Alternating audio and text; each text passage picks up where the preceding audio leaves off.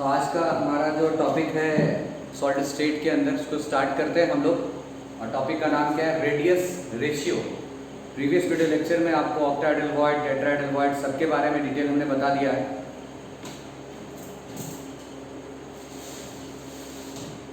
आज का जो टॉपिक है उस पर आते हैं हम लोग। अब रेडियस रेशियो हमारा टॉपिक है आज।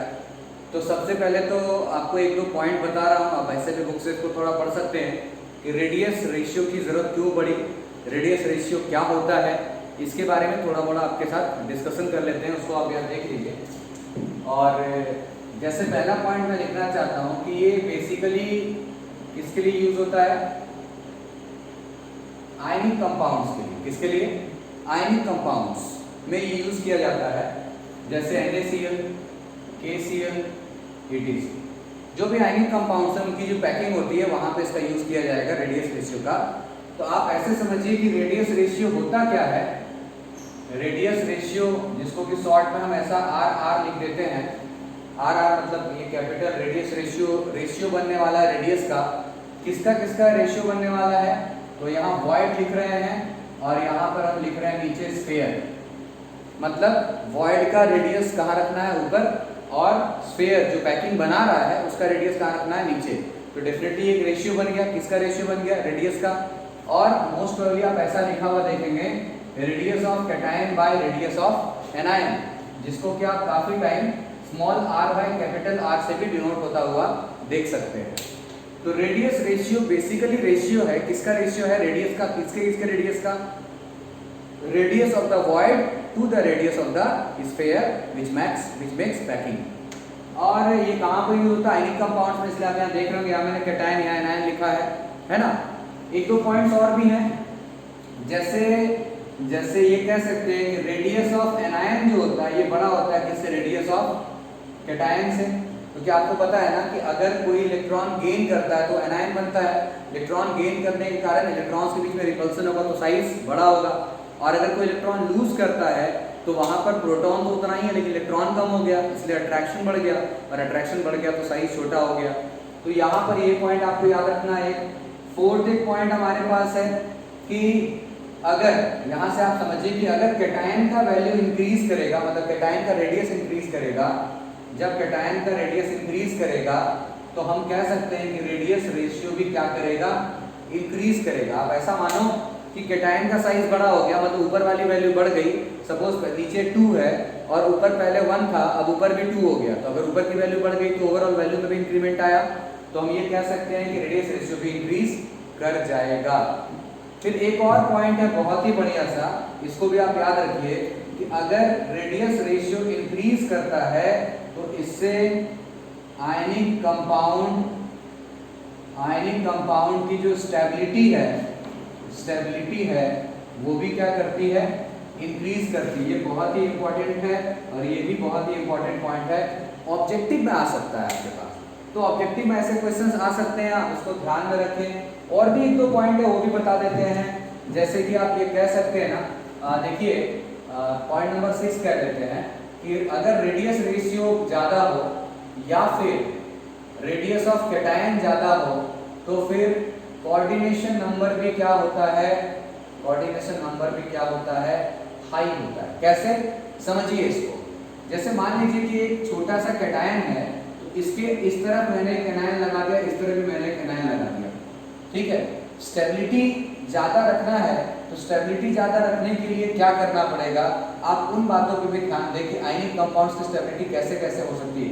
आप ये सोचो कि यहाँ पर एक छोटा साइज का कैटायन है तो मैंने इसके अंदर 2 एनायंस लगा दिए। अगर मैं तीसरा एनायन लगाने के लिए जाता हूँ तो क्या वो इस कैटायन को टच करेगा?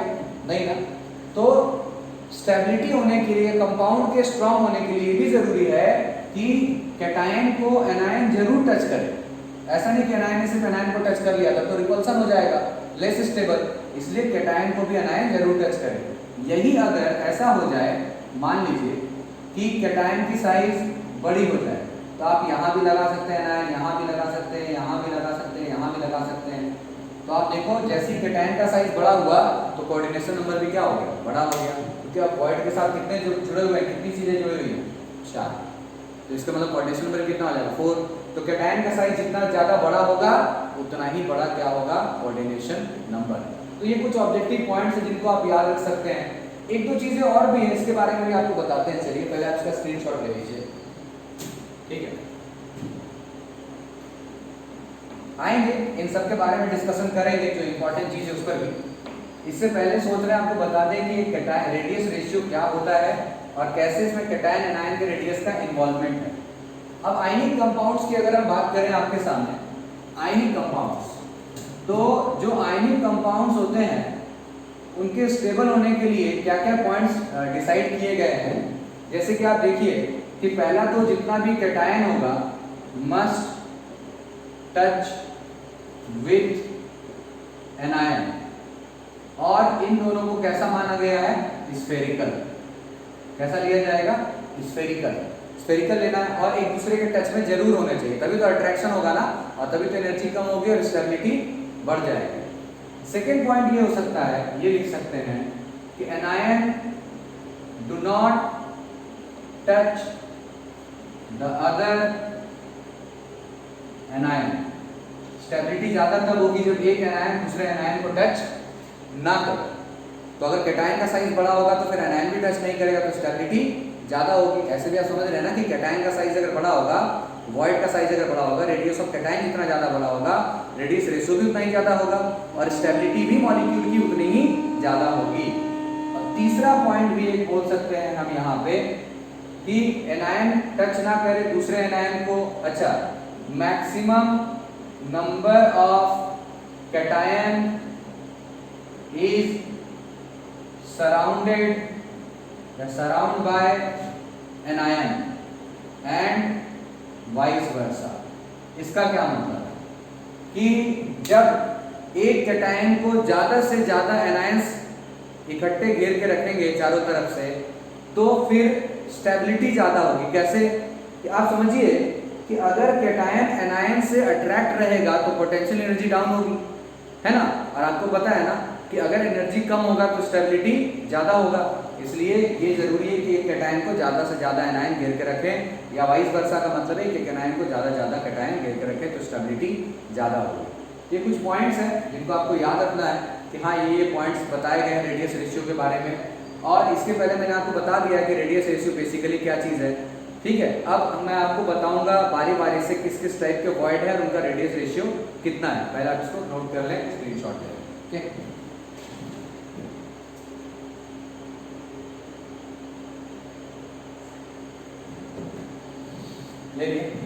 चलिए अब बारी बारी से बात करते हैं।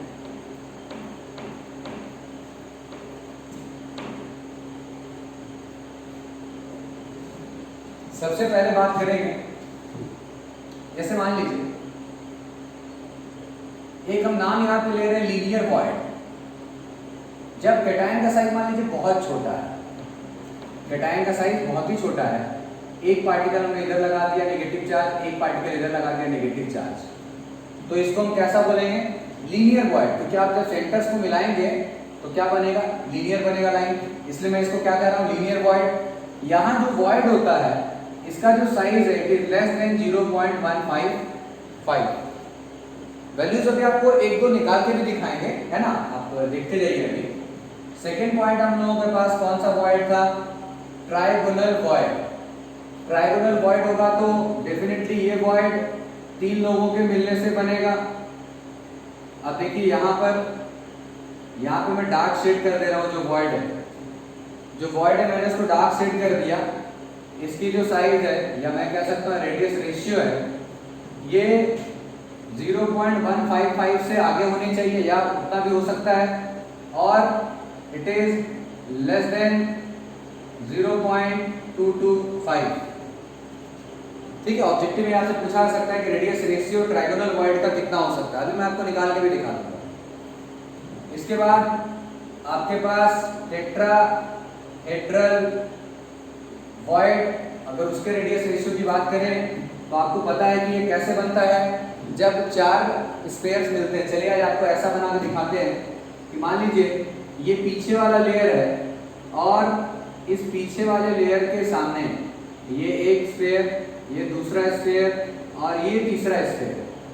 अब आपको आज ये वॉइड बहुत आराम से दिख रहा होगा, मैं इसे मार्क कर देता हूँ रेड कलर से। आप देखिए ये वॉइड आपको दिख रहा है, ये जो फ्रंट वाला लेयर है, ये फ्रंट वाला लेयर है, ये भी फ्रंट वाला लेयर है। आई होप कि अब आपको दिखाई दे रहा होगा कि हमारा जो वॉइड है वो कहाँ पर बना हुआ है। इसे हम कौन सा वॉइड करते हैं, टेट्राहेड्रल वॉइड, क्योंकि हम सारे सेंटर्स को मिलाएंगे तो टेट्राहेड्रॉन बनेगा। जैसे यहाँ पर हम सबको मिलाएंगे तो क्या बनेगा, ट्राइंगल बनेगा। वैसे यहाँ पे टेट्राहेड्रॉन बनेगा। इसका रेडियस रेशियो हम कह दे रहे हैं 0.225 तो 0.414, ठीक है। एंड लास्ट हमारे पास कौन सा है, ऑक्टाहेड्रल वॉइड। इसके लिए हमें क्या करना पड़ेगा, ये हमने पहले 3 लेयर्स बना लिए, ठीक, और ये हमने फिर अभी सेकेंड लेयर बनाया। तो सेकेंड लेयर बनाने के बाद the void lies above the void of the first layer. जब वॉइड पहले लेयर के वॉइड के ऊपर लाई करता है तो उसे हम कैसा वॉइड बोलते हैं, ऑक्टाहेड्रल वॉइड। ये हो गया हमारा second layer over the first layer, ठीक है। तो ये जो वॉइड है, अब इसका रेडियस रेशियो अगर हमें देखना है तो आर मैं यहाँ पे लिख रहा हूँ 0.414 और ये जाएगा 0.732 तक। मतलब साइज अगर 0.414 या उससे ज्यादा है तो पैकिंग आसानी से हो जाएगी। मतलब इतना साइज होना चाहिए, ठीक है, इतना साइज कम से कम होना चाहिए, तब पैकिंग अच्छी होगी। वॉइड के जो रेशियो इतना होना चाहिए। और अगर इससे आगे गया, वो भी आपको बता देता हूँ, 0.732 से अगर आगे गया कभी 1 तक, तो फिर हम उसे क्या कहते हैं, बीसीसी पैकिंग। कैसा हो जाता है, बॉडी सेंटर्ड। मतलब वॉइड जो होता है वो बिल्कुल बॉडी के बीचों बीच होता है और आटो कॉर्नर्स पे पार्टिकल लगे होंगे। वॉइड कहाँ होगा, बॉडी के बीचों बीच होगा। तो खैर ये जो मैंने आपको भी बताया, इसमें से मैं 2-3 आपको अभी सॉल्व भी करके दिखा दूंगा कि ट्रायगोनल वॉइड कैसे निकाल सकते हैं। अगर एग्जाम में, क्योंकि एग्जाम में ना एक बार क्वेश्चन आया सीबीएसई में कि हाउ टू कैलकुलेट या calculate the radius ratio of tetrahedral void, calculate the radius ratio of octahedral void. तो वो अभी आपको बना के दिखाएंगे, पहले आप इसको नोट कीजिए, ठीक है।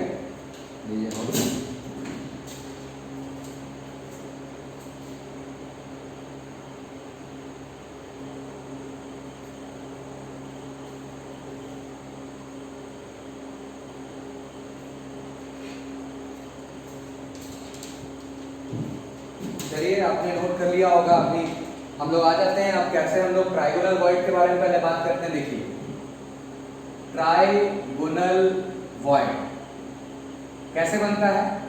मान लीजिए कि ये एक पार्टिकल है, ये दूसरा पार्टिकल हमारा, और ये हमने सपोज बना दिया तीसरा पार्टिकल। तो ये तीनों पार्टिकल्स जब एक दूसरे के टच में हैं, बीच में वॉइड बन रहा है ना, बीच में वॉइड बन रहा है। और इस वॉइड का जो रेडियस है वो हमने मान लिया स्मॉल आर, और इस पार्टिकल का जो रेडियस है वो हमने ले लिया कैपिटल आर, ठीक। अब आप देखिए ध्यान से कि अगर मैं इसके सेंटर से इसको मिला दूं, मतलब ये वॉइड है हमारा, इस तरीके से देखिए वॉइड है, ये स्मॉल आर है, और इसके साथ हमारा पार्टिकल लगा हुआ है जिसका सेंटर का लेंथ कितना है, यहाँ से कैपिटल आर। तो ये पूरा डिस्टेंस कितना हो जाएगा, small r plus capital R. उसके बाद अगर आप ध्यान से देखेंगे, मैं तीनों सेंटर्स को मिला दूं, अगर तीनों सेंटर्स को मिला दूं तो ये इक्विलेटरल ट्रायंगल बनाएगा, समबाहु त्रिभुज। क्योंकि ये लेंथ कैपिटल आर, ये लेंथ भी कैपिटल आर, ये लेंथ भी 2r, ये लेंथ भी 2r होगा ना, ये लेंथ भी कितना हो रहा है 2r। तो इसमें से बस मैं यहां से परपेंडिकुलर खींच रहा हूं, तो आपको मैं अलग से पिक्चर बना के दिखा दूंगा। अभी परपेंडिकुलर मैंने ऐसे खींचा है, ये अलग से भी आप पिक्चर देख लीजिए कि यहां से लेकर के यहां तक का जो लेंथ है वो कितना है, capital R plus small R. क्योंकि ये किसका सेंटर है, वॉइड का, ये किसका सेंटर है, वॉइड का, और ये किसका सेंटर है, पार्टिकल का। और यहाँ पे क्या बना हुआ है, 90 डिग्री, ठीक है। ये वाला लेंथ कितना है, ये वाला लेंथ कितना है, कैपिटल आर, देख रहे हैं आप पिक्चर में। उसके बाद ये पूरा एंगल कितना है, 60 डिग्री, तो ये हाफ एंगल कितना हो जाएगा, 30 डिग्री, ठीक है। अब आप देखो ये बेस है, ये हाइपोटेनियस है। हम लोग पढ़ते थे जूनियर क्लासेस में कि cos theta equal to base by hypotenuse. पढ़ते थे ना, इसको कहते थे हम लोग क्या, आधार, इसको बोलते थे कर्ण। तो cos थीटा बराबर आधार बटा कर्ण होता था ना। तो ये बेस का काम कर रहा है और ये हाइपोटेनियस का काम कर रहा है। तो cos 30 डिग्री की वैल्यू क्या होती है, √3/2। ठीक है, यहाँ r by capital R plus small r, आप इसको पलट दो, क्या हो जाएगा 2/√3 capital R plus small r by capital R। Divide करोगे तो होगा 1 plus small r by capital R। अब आप देखो ये 1 को इधर लेके आओ, क्या हो जाएगा, small r by capital R equal to 2/√3 minus 1 के इधर आ गया। तो बस जब इसको सॉल्व करोगे तो वैल्यू आएगी 0.11155। इसलिए मैंने कहा था कि ट्रायगोनल वॉइड का जो रेडियस रेशियो होता है वो 0.155। अब देखो यहाँ पे कि ये स्मॉल r क्या है, radius of the void, radius of the void, और ये कैपिटल R क्या है, रेडियस ऑफ द स्फीयर। ठीक, तो ये हो गया हमारा ट्रायगोनल वॉइड का डेरिवेशन। ऐसे तो ट्रायगोनल वॉइड का एग्जाम में आने का चांसेस बिल्कुल कम होता है, लेकिन टेट्राहेड्रल और ऑक्टाहेड्रल वॉइड का आता है। तो चलिए उसके तरफ चलते हैं, पहले आप इसका स्क्रीनशॉट ले लीजिए। ले लिया, अब इसको हटाते हैं और चलते हैं किस तरफ, टेट्राहेड्रल वॉइड। टेट्राहेड्रल वॉइड, अब देखो जब बात हम टेट्राहेड्रल वॉइड की करेंगे, बात जब हम यहाँ पे टेट्राहेड्रल वॉइड की करेंगे, टेट्राहेड्रल वॉइड, तो टेट्राहेड्रल वॉइड का जो एक्चुअल 3D पिक्चर है उसको दिखाना यहाँ बोर्ड पे मुश्किल है, इसलिए उसके अंदर जो 2D पिक्चर बन के सामने आ रहा है वो मैं यहाँ ड्रॉ करूंगा और तुमको समझाऊंगा कि कैसे कैसे क्या क्या चीजें हो रही हैं। तो उसके लिए यहाँ पर एक पैकिंग बनाते हैं। पैकिंग को ध्यान से देखना, कुछ पुराने जो एजम्पशंस है वही आज यूज में फिर से आने वाले हैं। पार्टिकल मैंने यहाँ लगा दिया, कॉर्नर्स पे चलो पार्टिकल्स हैं, और इसका जो वॉइड बनेगा वो एकदम मान लो बॉडी के बीचों बीच। ये मेरा वॉइड कौन है इस बार, ये वॉइड, ये पार्टिकल नहीं है। कॉर्नर्स पे जो नजर आ रहे हैं सारे पार्टिकल्स हैं, और ये वाला बीच वाला कौन है, ये है मेरा वॉइड, जिसका रेडियस कितना हम मान रहे हैं, स्मॉल r। और जो पार्टिकल है, पार्टिकल का रेडियस क्या ले रहे हैं, पार्टिकल का रेडियस हम क्या ले रहे हैं, कैपिटल R। ठीक, और इस क्यूब का एज लेंथ हम ले लेते हैं a, ये भी लेंथ a, ये वाला लेंथ भी a होगा, मतलब हर एक एज लेंथ क्या होगा, 1। अब इसको देखो, समझो कि कैसे क्या करना है। देखो यहाँ पर हम इस पार्टिकल और इस पार्टिकल, मतलब टारगेट जो भी है ना, उसको मैं समझाने की कोशिश कर रहा हूँ। इस दोनों को मैंने मिलाया, तो सोच करके देखो, ये इस क्यूब का सबसे ऊपर वाला फेस है, नाम कुछ लिख देते हैं A B C, ठीक है, और इस पॉइंट का नाम ले लेते हैं D। क्यों लिए बताते हैं। अब देखो बॉडी डायगोनल अगर इसके अंदर बनाना है वो तो हम 4 जगह बना सकते हैं। बताया था तुम्हें बॉडी सेंटर्ड वाले में कि फ्रंट का नीचे वाला तो पीछे का ऊपर वाला, फ्रंट का नीचे वाला तो पीछे का ऊपर वाला। अगर फ्रंट का ऊपर वाला लोगे तो यहाँ का कौन सा लेना पड़ेगा, पीछे का नीचे वाला लेना पड़ेगा, तभी तो रूम में डायगोनल बना पाओगे ना। रूम के अंदर जो डायगोनल्स होते हैं कैसे होते हैं कि अगर तुम अपने सामने वाले दीवार का ऊपर कोना देखोगे तो पीछे वाले का निचला कॉर्नर देखोगे, वही होता है ना बॉडी डायगोनल। तो अभी वही बनाएंगे, लेकिन पहले आप इसको देखो कि इस ट्रायंगल ABC में यहाँ 90 डिग्री है, क्योंकि ये 3D पिक्चर है ना। तो तुम अपने रूम में देख लेना, जो छत है तुम्हारा, जहाँ फेस है उसमें किसी भी कॉर्नर को पकड़ोगे तो दूसरे कॉर्नर के साथ हमेशा 90 ही है। तो ये कॉर्नर इस कॉर्नर के साथ 90 बना रहा है। ये लेंथ कितना है मेरा A, और ये भी लेंथ कितना है A, सारे लेंथ तो बराबर है ना। तो इन ट्रायंगल ABC किस पे राइट एंगल्ड है, राइट एंगल्ड एट B, ठीक है, B पे राइट एंगल। अच्छा देखो सिर्फ हाइपोटेनियस कौन, AC हाइपोटेनियस का काम कर रहा है। तो AC square equal to AB square plus BC square, मतलब A square plus A square equal to 2A square. AC की वैल्यू क्या हो गई, √2A। ठीक, डायरेक्टली समझ सकते थे, फेस डायगोनल है तो √2 तो आएगा ही, है ना। अब एक चीज जरा देखो ध्यान से, ये पार्टिकल और ये पार्टिकल टच में है, तभी तो ये लेंथ बना है ना।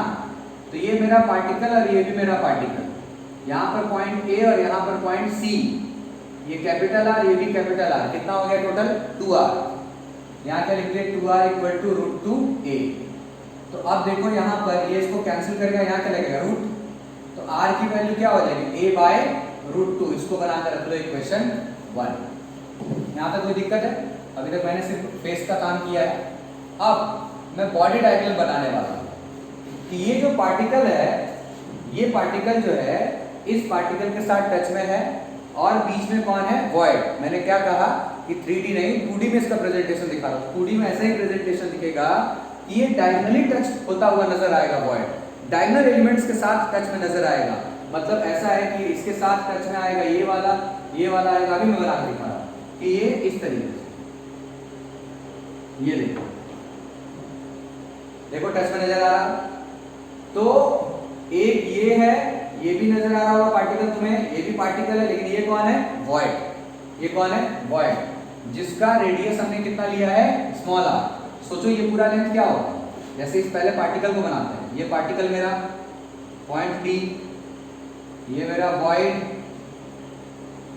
और ये फिर से मेरा पार्टिकल कौन सा, पॉइंट C। ये लेंथ सोचो क्या होगा, ये कैपिटल R, ये भी कैपिटल R, और ये 2r। तो C से D का लेंथ कितना होगा, CD equal to 2 into small r plus capital R, यही होगा ना। एक तो हमने r के टर्म्स में निकाला। अब इस ट्रायंगल को देखो ACD, इस ट्रायंगल को देखो, इस ट्रायंगल को देखो ACD। In triangle ACD right angled at A।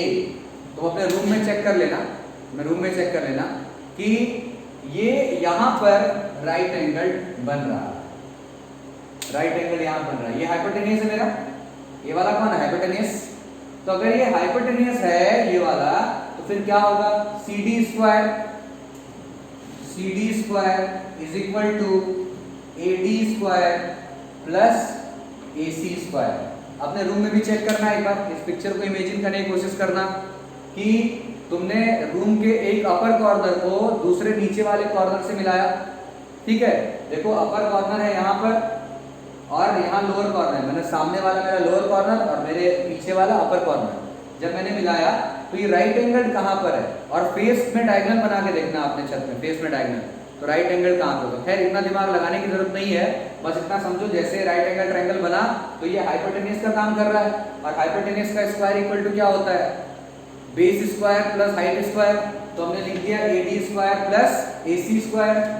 अब देखो यहाँ पर AC की वैल्यू कितनी है, AC की वैल्यू √2a है, और AC स्क्वायर की वैल्यू कितनी थी, 2a स्क्वायर। यहाँ हमने बिठा दिया। AD तो इस क्यूब का एलिमेंट है, B क्यों लिखा मैंने, A होगा, तो ये हो गया A square 3a square CD square. तो CD इक्वल टू क्या होगा, √3a। ऐसे भी तुम्हें पता है पहले से कि ये अगर बॉडी डायगोनल है तो बॉडी डायगोनल की वैल्यू कितनी होती है, √3a। लेकिन आज तुमको डिटेल में समझा दिया थोड़ा सा कि कैसे 3a आ रहा है। अब CD की वैल्यू यहाँ हमने निकाली है, 2 into small r plus capital R, equate करो 2 into small r plus capital R equal to √3a। देख रहे हो कि यहाँ पर इस जगह पर जो हमने निकाला है, ठीक है, इस जगह पर जो हमने निकाला है √3a, क्लियर है। अभी अगर हम यहाँ से small r plus capital R की वैल्यू निकालें तो √3/2a, इसको हमने बना लिया इक्वेशन 2। ये हमारा इक्वेशन 1 यहाँ रेडी था, ये हमने इक्वेशन 2 बनाया। फिर से देख लो कि इस ट्रायंगल में हमने इक्वेशन 1 की वैल्यू बनाई है, ABC right angle triangle, Pythagoras theorem लगाया और वैल्यू निकाली। बाद में हमने AC की वैल्यू √2r कहां से बिठाई, तुम यहाँ देख रहे हो कि AC की वैल्यू 2r, और यहाँ हमने पहले 2 लिखा था, लेकिन बाद में इस √2 को काटा इससे, तो ये बन गया √2। बिकॉज 2 का मतलब क्या होता है, √2 इंटू √2, एक कट गया तो बच गया। ठीक है, समझ में आ रहा बात। अब कैपिटल R की वैल्यू रेडी है, फिर हमने इस ट्रायंगल के अंदर में फिर से पाइथागोरस थ्योरम लगाया कि hypotenuse square equal to base square height square. वो भी जब हमने बनाया तो CD की वैल्यू कितनी आ रही थी, √3a। एक बार मैंने तुम्हें यहाँ CD फिर से समझाया कि CD कैसे बना है। CD को बनाने के लिए दो पार्टिकल्स और बीच में क्या है, वॉइड। ये वाला हमारा कौन है, वॉइड।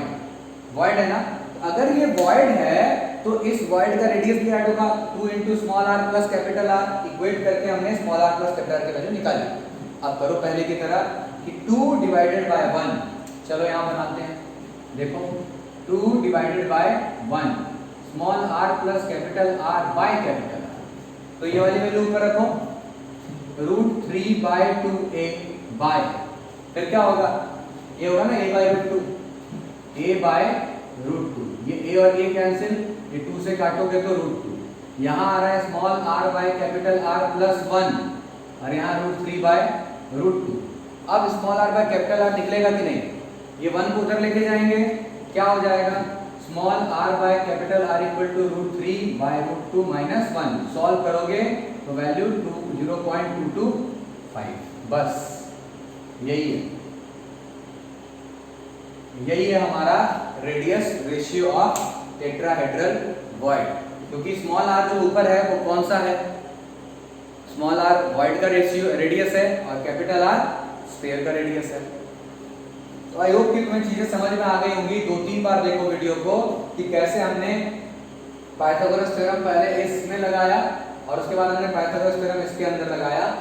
ठीक है, 2 बार पाइथागोरस थ्योरम लगाया और कैसे हमने AC की वैल्यू 2r निकाली, क्योंकि वहां सिर्फ पार्टिकल्स टच में थे। यहाँ सिर्फ पार्टिकल, इस लाइन को बनाने के लिए सिर्फ पार्टिकल्स टच में नहीं थे, पार्टिकल्स के साथ साथ वॉइड भी बीच में था, उससे हमने CD निकाला। और इस ट्रायंगल में CD की वैल्यू एक बार निकाली, उसको भी इक्वेट कर लिया। इक्वेट करने के बाद हमने डिवाइड कर दिया 2 को किससे, 1 से, तो वैल्यू निकल के आ गई। तो देख रहे हो, ये जिस तरीके से बनाया हमने, ये हमने 2D के अंदर बनाया।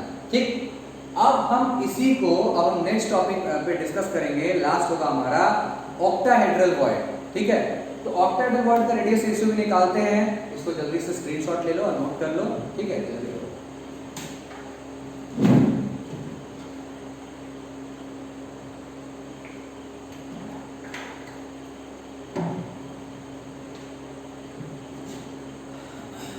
चलो octahedral void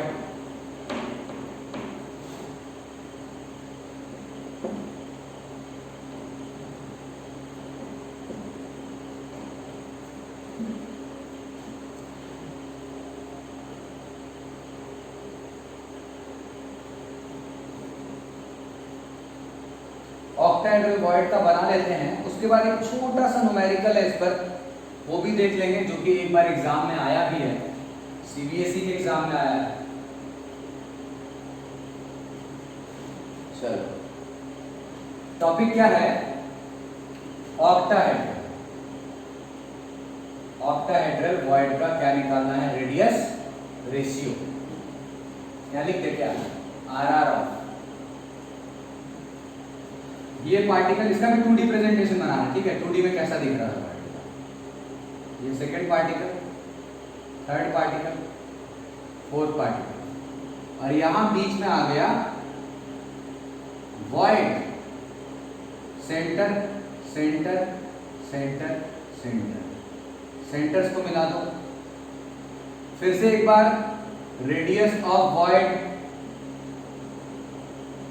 small r, radius of particle, radius of particle जो बैकिंग बना रहा है कैपिटल R।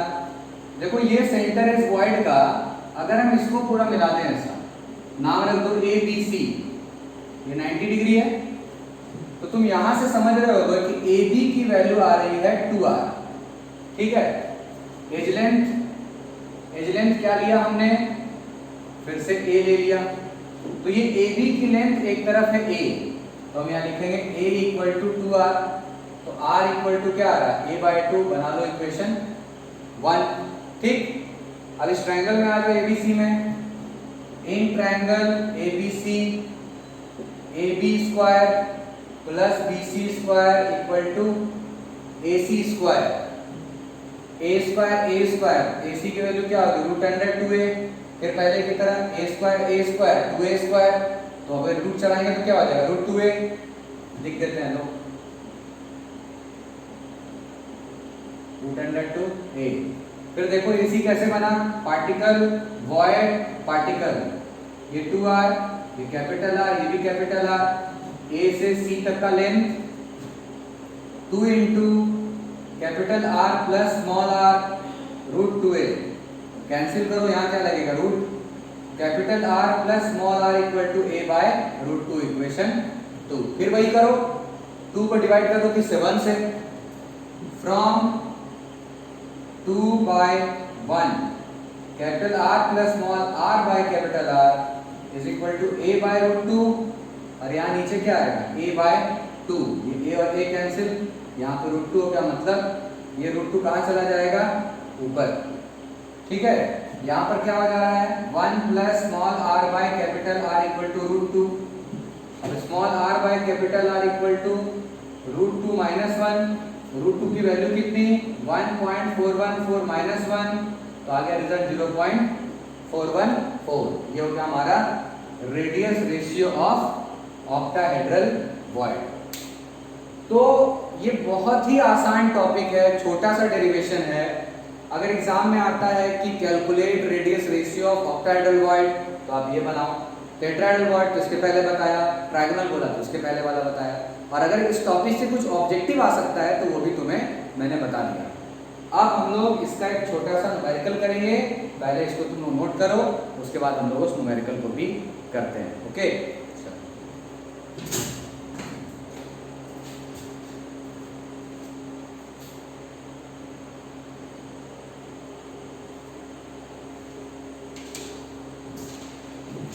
चलो वीडियो को एंड करने से पहले एक छोटा सा न्यूमेरिकल है वो भी बता देते हैं, एग्जाम में एक बार आया है। A compound A plus B minus has NaCl type, NaCl type packing का मतलब है FCC packing by Cl minus and Na plus acquires octahedral voids। तो जिस तरीके से FCC पैकिंग Cl minus बनाता है, उसी तरीके से जो B minus है वो पैकिंग बनाएगा, और जो A plus है वो कहाँ बैठेगा ऑक्टाहेड्रल वॉइड के अंदर बैठेगा, क्योंकि इसका बिहेवियर बोल रहा है NaCl टाइप का है। फर्स्ट नंबर क्वेश्चन क्या है, if anion has a radius of 241.5 picometre, अगर एनायन का radius of B minus is 241.5 picometre है, what should be the minimum radius of cation, what should be the minimum radius of the cation. तुम समझो कि जो cation होगा उसे किस होल में जाके बैठना होगा ऑक्टाहेड्रल वॉइड्स में, क्योंकि NaCl टाइप का है इसलिए A+ को कहां जाके बैठना होगा ऑक्टाहेड्रल वॉइड्स के अंदर बैठना होगा। तो अगर किसी को कहीं पर बैठना है तो डेफिनेटली उस स्पेस में उसको जाके अच्छे से फिट होना पड़ेगा, अच्छे से फिटिंग होगा तभी तो पैकिंग अच्छी होगी ना, है ना। इसका मतलब है कि इसे भी ऑक्टाहेड्रल वॉइड के रेडियस रेशियो को फॉलो करना पड़ेगा। तो एज वी नो कि radius of A+ by radius of B- is equal to 0.414, इसके पहले लिख देना कि since A+ acquires octahedral void,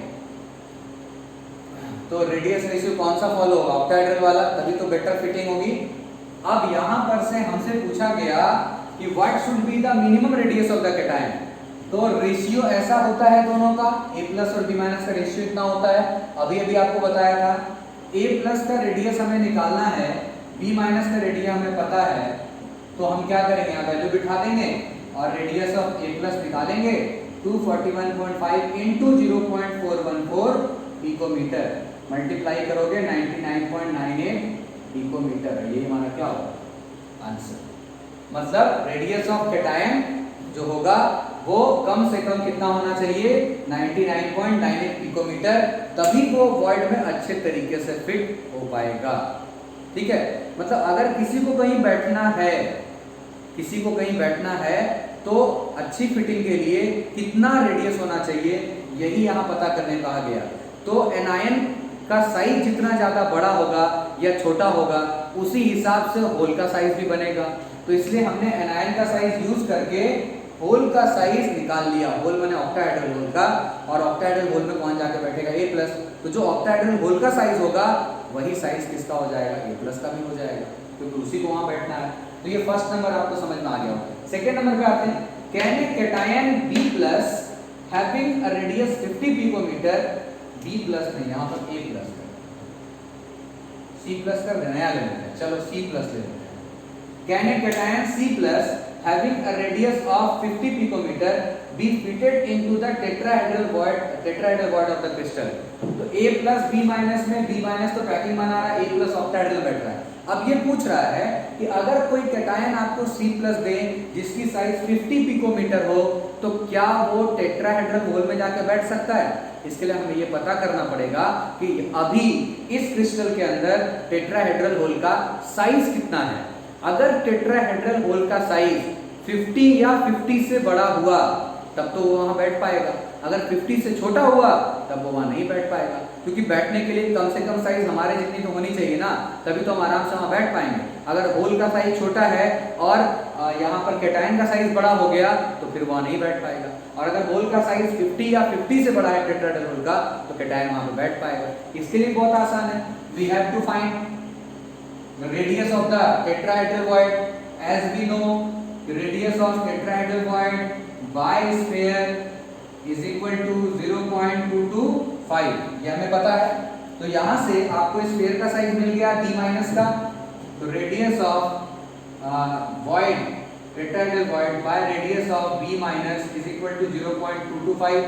अब आप यहां वैल्यू बिठाओ, radius of tetrahedral void by कितना वैल्यू 241.5 0.225। इसको यहां ले जाके जब तुम मल्टीप्लाई करोगे तो वैल्यू कितनी आ रही है, हमने यहां लिख रखी है 54.33। देखो रेडियस ऑफ टेट्राहेड्रल वॉइड क्या हो जाएगा 54.33 पिकोमीटर। तो अब तुम सोचो कि अगर वॉइड का साइज 54.33 पिकोमीटर है और जिसे वहां बैठना है वो 50 पिकोमीटर का है, तो वो बैठ पाएगा कि नहीं बैठ पाएगा? आसानी से बैठ पाएगा। तो यहाँ से हमने टेट्राहेड्रल वॉइड का साइज क्यों निकाला, क्योंकि बैठने वाले को टेट्राहेड्रल वॉइड बैठना था। यहाँ पे हमने ऑक्टाहेड्रल क्यों निकाला, क्योंकि पैकिंग में A+ जाकर के बैठ रहा ऑक्टाहेड्रल। ये कैसे पता चला, बिकॉज़ NaCl किस टाइप का होता है, FCC पैकिंग Cl- बनाएगा और Na+ जाकर के ऑक्टाहेड्रल वॉइड में बैठ जाएगा।